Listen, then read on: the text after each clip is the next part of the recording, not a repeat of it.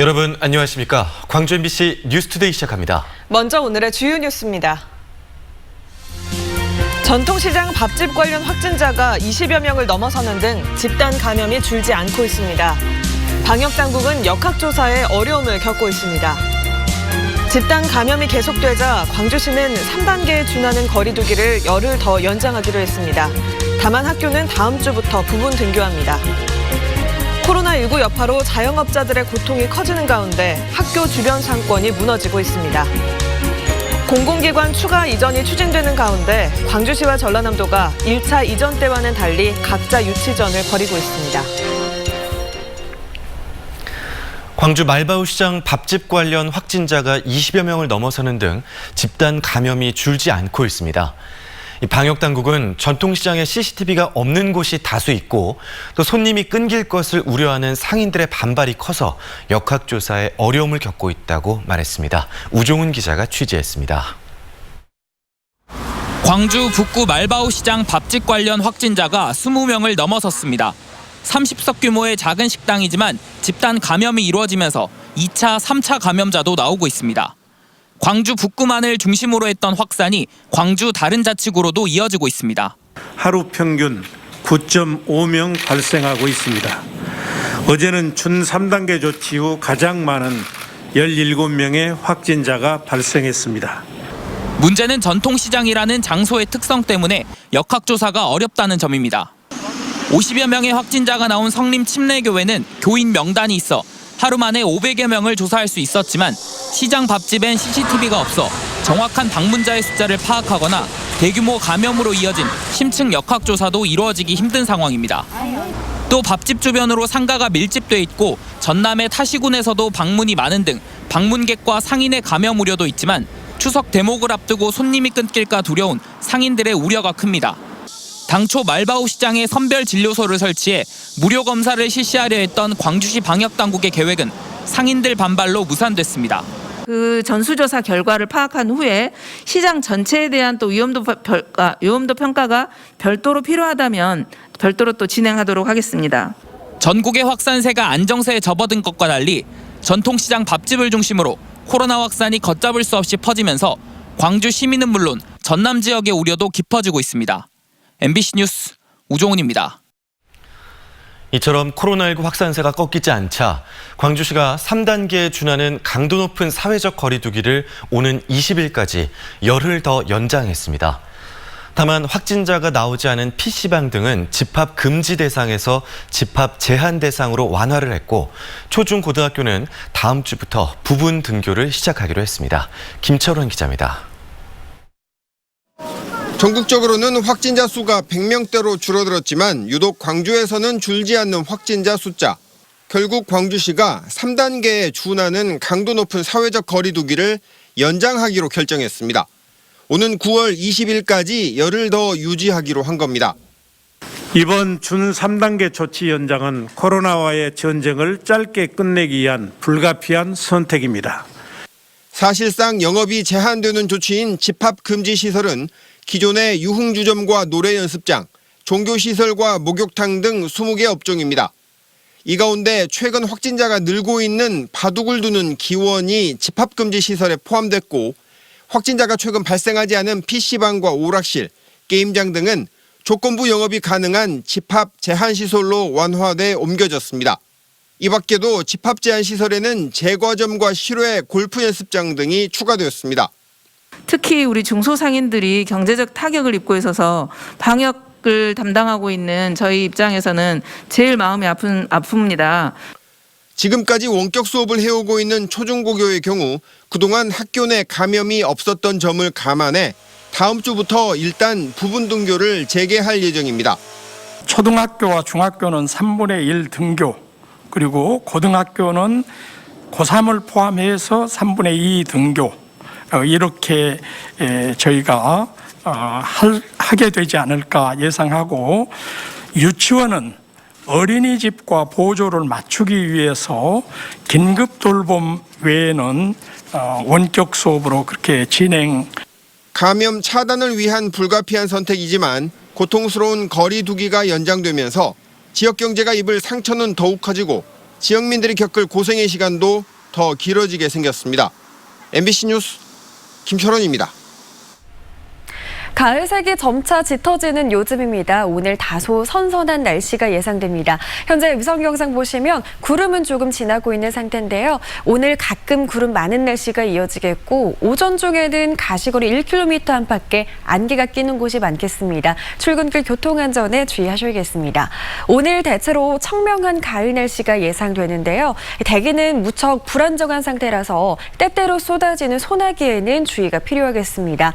오늘 오전에는 구리에 등 전남 동부 내륙을 중심으로 5mm 안팎의 소나기가 지나겠고요. 내일은 오후부터 밤사이 광주와 전남에 천둥, 번개를 동반한 5에서 40mm가량의 소나기가 지나겠습니다. 광주의 아침 기온 20도 안팎으로 선선하게 시작합니다. 한낮 기온 27도로 어제와 비슷하겠고요. 그 밖의 지역에서도 30도를 밑돌면서 선선하겠습니다. 날씨 정보였습니다. 강화된 사회적 거리두기가 계속 연장되면서 자영업자들의 고통도 그만큼 길어지고 있는데요. 학생들의 발길이 뚝 끊겨버린 학교 주변 상인들이 특히 어렵다고 합니다. 이재원 기자가 취재했습니다. 고시텔이 즐비하게 늘어선 전남대 후문 일대입니다. 이곳에서 7년째 운영되고 있는 이 고시텔의 방은 모두 50개. 이 가운데 40개가 비어 있습니다. 1학기에 이어 2학기까지 대학의 비대면 수업이 이어지면서 주 고객인 학생들의 발길이 뚝 끊겼기 때문입니다. 힘들죠, 저도. 이거 뭐 총 재산 여기다가 투자했는데 나온 거 바로 훨씬 내 인건비도 안 나오는데 지금은. 주변 식당과도 사정은 마찬가지. 학생들이 떠나버린 자리가 쉽게 채워지지 않아 매출이 절반 이하로 떨어진 지 오래됐습니다. 그나마 주변 직장인들과 공무원들이 간간히 찾아왔지만 사회적 거리두기가 2.5단계로 강화되면서 이마저도 뚝 끊기다시피 했습니다. 같이 되면 구청 분들이랑 많이 나오시는데 요즘 안 나오세요. 공무원분들도 그렇고 직장인분들도 그렇고. 사회적 거리두기와 함께 초, 중, 고등학교의 비대면 수업이 연장되면서 주변 상권은 아예 초토화됐습니다. 코로나19 이후 학생들의 등교 일수는 불과 한 달 남짓. 초, 중, 고등학생이 고객의 전부인 학교 주변의 서점과 문구점은 매출이 사실상 제로 상태입니다.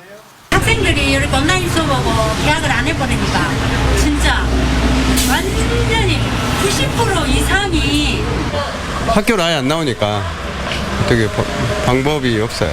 어떻게 해줄 수 있는 방법이 없고. 코로나19 상황이 장기화되면서 사실상 개점 휴업에 들어간 상인들은 보릿고개보다 힘든 시기를 보내고 있습니다. MBC 뉴스 이재원입니다. 실내 체육시설을 운영하는 40대 자영업자가 사회적 거리두기 연장에 불만을 품고 광주시청에서 자해소동을 벌였습니다. 광주 서부경찰서에 따르면 어제 오후 5시 30분쯤 광주시청 1층 로비에서 스크린 골프장을 운영하는 40대 A씨가 흉기로 자해를 할 것처럼 소동을 벌였습니다. A씨는 사회적 거리두기 준 3단계 조치가 열흘 연장되는 등 영업이 어려워진 상황에서 담당 공무원과 통화 연결이 잘 되지 않자 항의하러 시청을 방문했다가 이 같은 일을 벌인 것으로 전해졌습니다. 한전 공대가 들어설 예정인 부영 골프장의 캐디 40여 명이 집단 해고를 당했다며 반발하고 나섰습니다. 부영 골프장에서 근무하는 캐디 45명은 골프장 측이 이직 등을 준비할 겨를도 주지 않고 일방적으로 자신들을 해고해 앞으로의 생계가 막막하게 됐다고 주장했습니다. 이 같은 주장에 대해 부영 측은 즉각적인 답변은 하지 않았고 한전은 골프장의 소유권 이전이 지난 6월 한전으로 이전된 만큼 9월 말까지 영업을 종료해달라는 공문을 부영 측에 보낸 바 있다고 밝혔습니다. 광주시 본청과 자치구에서 일하는 공무원의 상당수가 지방 의원들의 갑질을 겪어봤다는 설문 결과가 나왔습니다. 전국 공무원 노조 광주지부가 조합원 5,600명을 대상으로 설문조사한 결과 65%가 지방의원의 갑질을 경험했다고 응답했습니다. 구체적인 갑질 유형으로는 과도하거나 불필요한 자료 요구가 32%로 가장 많았고 권위적인 태도 30%, 각종 이권 개입 등의 요구 15% 등이었습니다. 의원 개인이나 보좌관으로부터 알선과 청탁, 인사 개입 등의 특혜를 요구받은 적이 있다는 응답률은 56%에 달했습니다. 문재인 정부가 노무현 정부에 이어 두 번째 공공기관 이전을 준비하고 있습니다.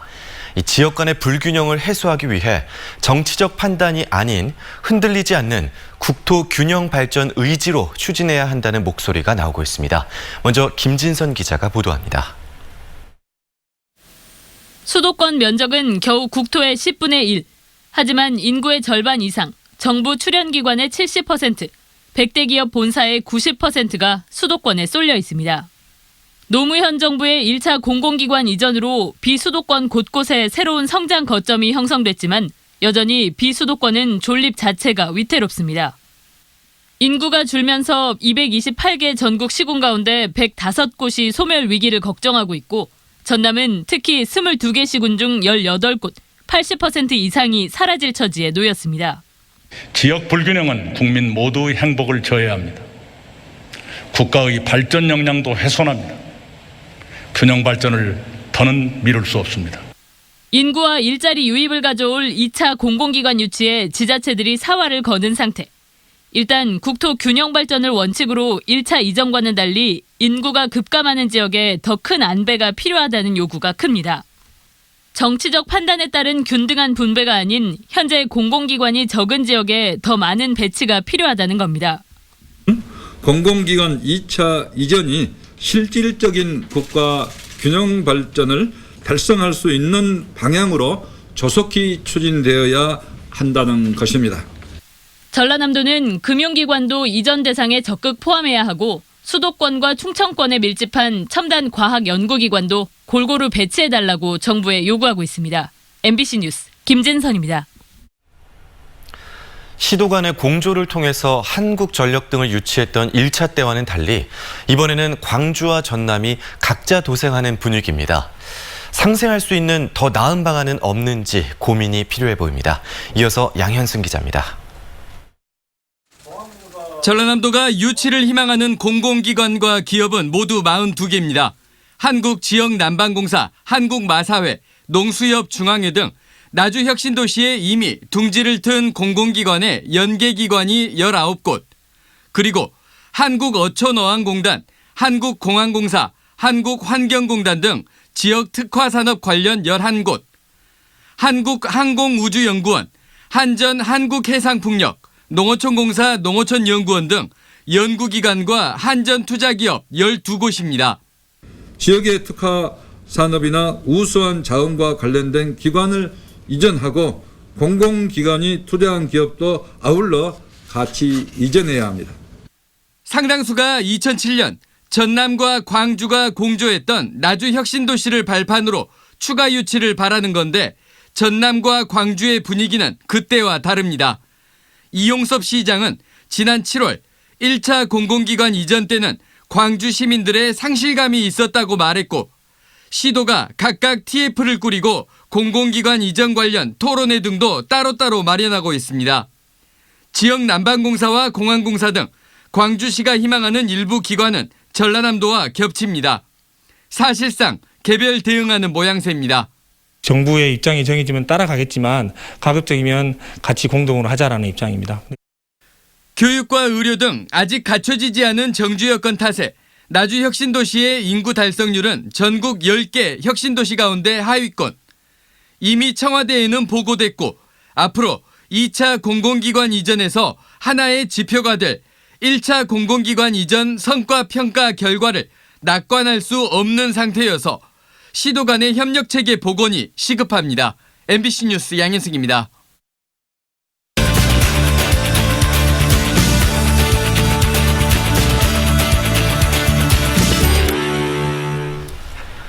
(5.18) 민주화운동의 정신적 유산을 고민하는 전시가 광주 곳곳에서 열리고 있습니다. 이른바 광주 정신으로 묘사되는 공동체 정신과도 관련이 있는데요. 현대 작가들이 바라보는 5.18은 어떤 모습인지 만나보시죠. 광주문화재단 이유진 팀장 나와 있습니다. 안녕하십니까? 안녕하세요. 네, 안녕하십니까? 네. 5.18을 소재로 한 전시는 그동안에도 많았잖아요. 이번에 어떤 다른 부분이 있나요? 네, 그동안 5.18 관련 전시는 직접적인 묘사가 많았던 것 같은데요. 광주 시립미술관 특별전 별이 된 사람들은 은유와 암시로 광주 정신에 대해서 말합니다. 두 가지 키워드를 핵심 주제어로 볼 수 있는데요. 역사의 혼돈 속에서 광주 시민들이 보여준 집단 지성 그리고 사회적 이타심이 5.18 광주 민주화 운동이 남긴 새로운 유산이 아닐까 생각해 볼 수 있게 합니다. 네, 이번 전시에는 세계적인 작가들도 많이 참여하는 걸로 알고 있는데요. 네. 대표적으로 한 분의 작품을 소개해 주실까요? 네, 4개국 24명의 작가들이 참여를 했습니다. 네. 인도 출신 작가죠. 쉴라 고우다의 작품 다크룸을 소개하고 싶은데요. 쉴라 고우다는 조각과 설치 작업으로 네. 주류에서 밀린 소외된 타자에 대해서 조명하는 현대 미술가입니다. 다크룸은 재활용 금속 드럼통으로 만들어져 거대한 건축물을 생각하게 하던데요. 네. 몸을 쭈그러서 들어가 보면 천장을 통해서 별로 가득한 하늘을 볼 수 있습니다. 오스카 와일드의 말을 빌리면은 작품의 이해가 좀 빠를 것 같은데요. 비록 우리는 모두 시궁창에 있지만 우리 중 누군가는 별을 바라보고 있다. 이 말은 우리는 이 빛을 통해 광주 민주화 운동의 시민들이 보여준 사회적 이타심을 엿볼 수 있겠습니다. 그렇군요. 네. 우리나라 작가들의 작품도 있죠. 네. 좀 소개해 주시죠. 이번 전시 주제와 같은 이름의 작품입니다. 조종태 작가의 별이 된 사람들인데요. 이 작품은 작가가 망월동에서 묘지에서 이제 다녀온 경험을 바탕으로 만들어진 회화 작품입니다. 작가 노트가 인상적인데요. 잠시 읽어드리려고 합니다. 네. 5월은 이름 없이 별이 된 수많은 사람들의 영혼이 만들어낸 과정일 것이다. 아직도 수많은 사람들이 별이 되고 있다고 작가는 말합니다.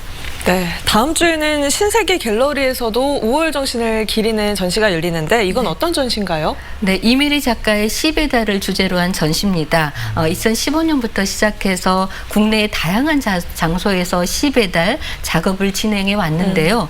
고고학적 지층에서 발견된 유물들을 예술적인 언어로 지금의 시간으로 소환합니다. 이메리 작가는 우리도 그렇지만 스스로 우리는 어디에서 왔을까? 그런 질문을 하잖아요. 네, 그런데 우연히 탯자리에서 유물이 발견되는 걸 보고 과거 현재에 묻혀진 시간들이 묻혀진 어떤 것들을 생각을 했다고 합니다. 그래서 이를 바탕으로 뭐 여순 사건이나 6.25 전쟁 그리고 5.18 등 피해 역사에 대해서 그리고 인간이 지녀야 할 윤리에 대해서 설치 및 미디어 아트 작품으로 전달하고자 합니다. 그렇군요.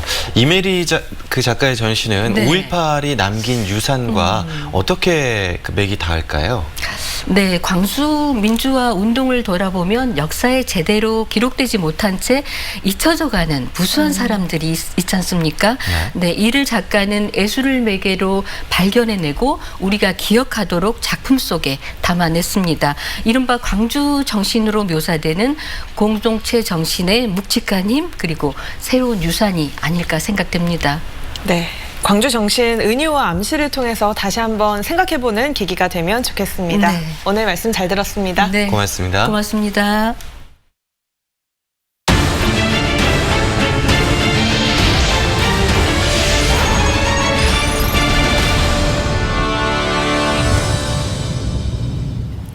광주 MBC와 주식회사 키즈라라가 미디어 분야의 직업체험 프로그램을 개발하는 내용의 업무 협약을 체결했습니다.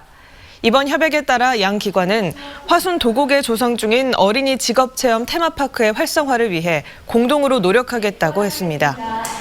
키즈라라는 한국광해공단과 화순군 등이 공동 출자해 설립한 기업으로 내년 개관을 목표로 교육과 재미가 결합된 테마파크를 조성하고 있습니다. 광주 시립묘지인 영락공원이 이번 추석에는 비대면으로 성묘해달라고 당부하고 있습니다. 영락공원은 비대면 성묘가 가능하도록 온라인 시스템을 점검하고 있다며 추석 연휴 기간에 묘지 방문을 최대한 자제해달라고 요청했습니다. 또 부득이하게 묘지를 방문하더라도 재래실과 휴게실이 폐쇄된다는 점을 유념하고 방명록 작성과 마스크 착용 등 방역 수칙을 반드시 지켜달라고 당부했습니다.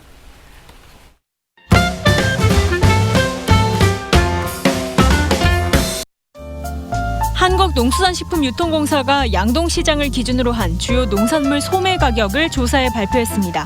배추 1개와 오이 10개는 각각 10,000원, 무 4,000원, 애호박은 2,000원으로 1년 전과 비교하면 30%에서 80% 가까이 급등했는데요. 다만 장마가 끝나면서는 일부 채소 가격이 다소 조정되기도 했습니다. AT 측은 추석 전까지 채소값이 오름세를 보일 것으로 전망했습니다. 반려동물 관련 지출을 하면 10%를 되돌려주는 광주은행 멍이냥이 카드가 출시된 지 100일 만에 5,000좌를 돌파했습니다. 반려동물 가구가 늘고 있고 고정적으로 들어가는 금액이 있다는데 착안한 건데요. 카드 앞면에는 반려동물 사진을 넣을 수 있게 해 호응을 얻었습니다. 광주은행은 앞으로도 다양한 혜택으로 수요를 반영한 상품을 기획하겠다고 말했습니다. 사회적 거리두기를 유지하는 예술 창작 활동 프로그램이 진행됩니다. 2020 미술주간 챌린지 창의로운 미술생활은 광주 시립미술관을 비롯해 국내 6개 공민미술관이 참여하는 프로그램인데요. 미술관 소장 작품을 패러디한 사진, 영상, 그림을 정해진 해시태그와 함께 본인 소셜 계정에 올리면 됩니다. 27일까지 50여 명을 선정하는데요. 10월 13일 문화상품권 5만 원권을 받을 입상자를 발표합니다. 판화 키트로 작품을 완성하는 집콕 판화 놀이도 진행됩니다. 내일까지 프린트 아트 리서치 센터의 3가지 판화 키트 중 하나를 선택해 신청 이유 등을 작성하면 판화 키트를 받을 수 있는데요. 결과물을 10월 11일까지 소셜 계정에 올리면 40명을 선정해 기념품을 제공합니다.